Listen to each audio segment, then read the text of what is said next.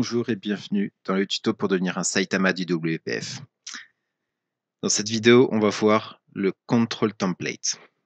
Donc, le control template, c'est quoi? En fait, dans la dernière vidéo, on a vu les styles et on a vu qu'on pouvait changer les propriétés, par exemple le background, des trucs comme ça, grâce au style. Sauf que les styles, ça permet pas de faire, de changer la structure du contrôle en fait. Donc en fait, avec les control templates, on peut faire beaucoup plus qu'avec les styles. Enfin, on peut changer beaucoup plus de choses sur le contrôle qu'avec les styles. Et ça marche un peu de la même manière. Donc, vous pouvez les mettre dans les ressources, par exemple, de la fenêtre. Donc, on fait comme ça. Vous mettez juste control template, voilà. Pareil qu'avant, il y a un target type.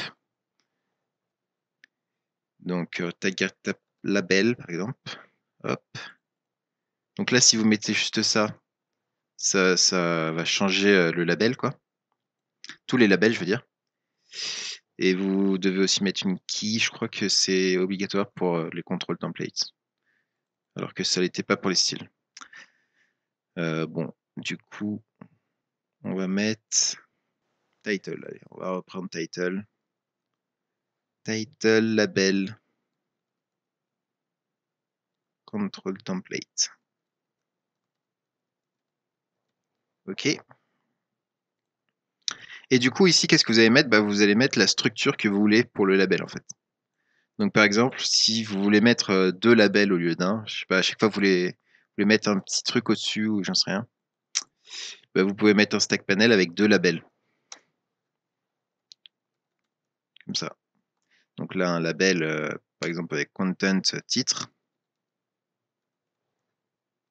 OK.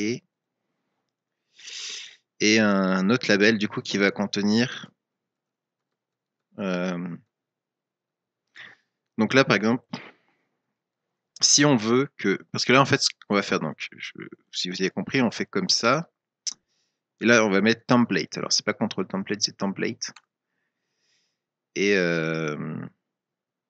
on va mettre static resource, puisque c'est les ressources, comme avec les styles, en fait. Et là, title, label control, voilà, c'est donné. Ok, mais par contre, si on veut changer des trucs ici, là, on veut que ce soit pris en compte. Parce que, bon, imaginons que là, on fait ça. On va démarrer, on va voir. Là, il y a juste marqué titre. Et là, il n'y a pas marqué Toto, quoi. Il n'y a nulle part marqué Toto. Mais nous, on veut que Toto, ce soit dans le deuxième label, là. Donc, comment on va faire? On va faire un binding. En fait, on va faire un template binding. C'est-à-dire que voilà, ça va aller chercher ici dans le contrôle ce qu'on va mettre après. Donc, la propriété qu'on va mettre après. Donc là, on va mettre content. Donc, on met content. Et voilà. Donc là, si on fait ça,